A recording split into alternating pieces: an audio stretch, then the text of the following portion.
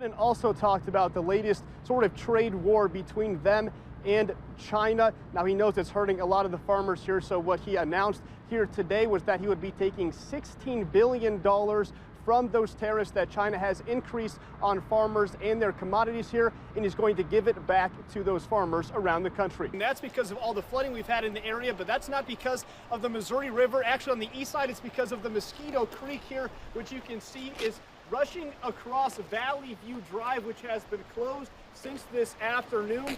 It is keeping going over into the front parking lot of the apartment complex. There's some concern that it's going to continue to rise, and it's not going to stop there. The severe damage has left roofs off of buildings. Some signs are unrecognizable after the high winds damaged them. As the camera tilts down here, you can see this D here. At first, it may not look recognizable. As I said, it's just a red outline. But as the camera tilts up, you can see above me this McDonald's here on Highway 2. And Calvert Street is left as a McOld's for right now, and this is just some of the devastating damage that we've seen here in Southwest Lincoln today. Judge Randall stopped abruptly. You could tell that he was suffering in some manner. He then said it wasn't because he was nervous, it was because he was suffering too much pain.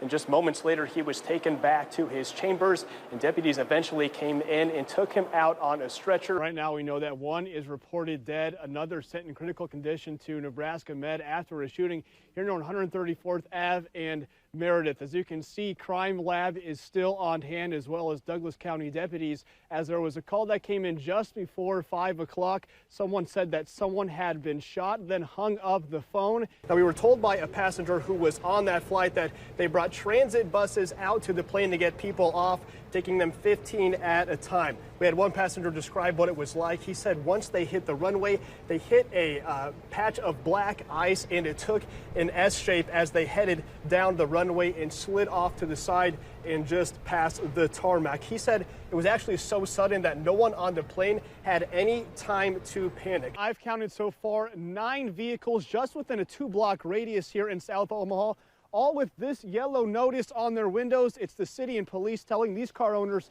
to move it or lose it. A tree actually in the neighbor's yard was clipped by the car. It then launched in the front yard of this home and scaled the entire front of the house before crashing into the corner there. As you see, there was the driver, 2 people inside of the home, and someone in the driveway when this accident happened. Surprisingly, none of them are severely injured. John Dimitrov said it was just like any other Saturday. His wife took their 3 young kids to the bank to get dum-dum suckers just like this one. But it wasn't just 5 minutes later that the wife realized their youngest daughter, Addie, had unwrapped the sucker, and it got lodged inside of her throat. As we all know, tens of thousands of people are getting ready to invade North Downtown this week with the College World Series coming in now.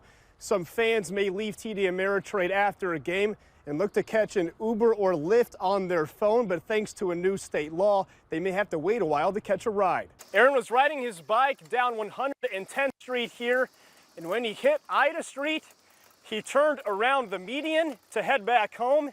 And just moments later, he was hit from behind by a vehicle.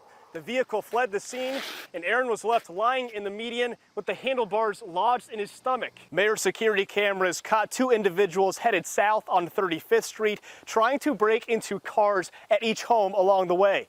Just moments later, the individual approached Mayor's home and tried to get into her locked car before walking away. Canines here at OPD, like our buddy Ty here, trained 3 to 6 months before they become members of the unit. This isn't the first time the Missouri River has been this high. I'm over here at the labor sculpture next to the river, where you can see in 2011 it was about at my waist level here.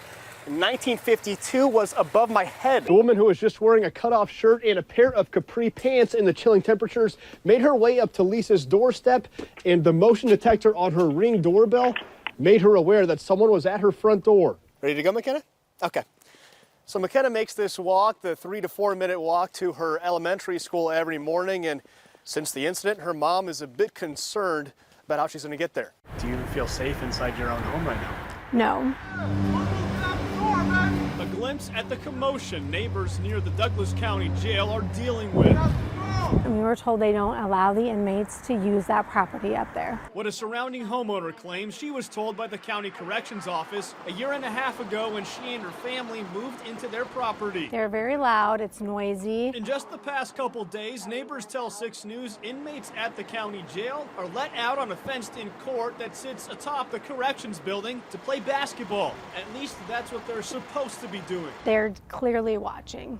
They're like not doing anything else but watching. Video shows the inmates yelling back and forth with drivers lining the fence, peering out through the holes in the cage. I don't feel comfortable knowing that they can just look at me and know what I'm doing all the time. The woman returned home from a jog, heard their hollering and felt their gaze even after she walked through her back door. I can't build a fence big enough to keep somebody from looking into our property. That's above us. All day, every day, if the weather's nice, I'm gonna have people looking into my windows. She stays shut up inside of her home, refusing to voluntarily leave just to avoid their eyes, trapped inside by the men who are locked up. I feel a little bit like a prisoner.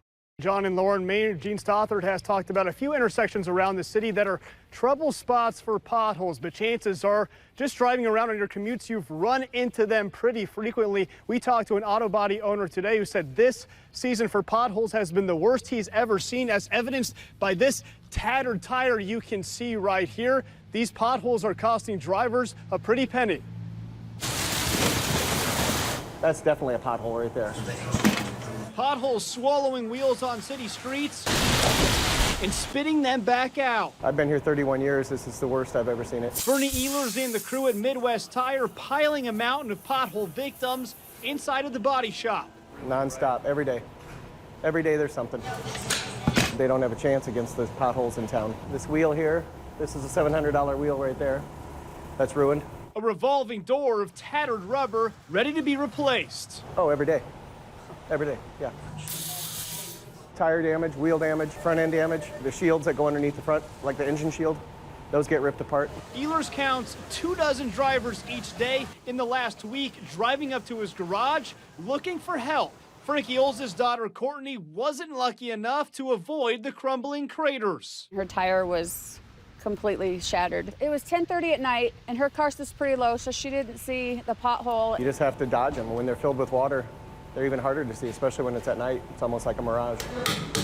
Omaha drivers have to deal with the damage for at least another week. No tire strong enough to survive the potholes. Is there a way? You avoid the potholes.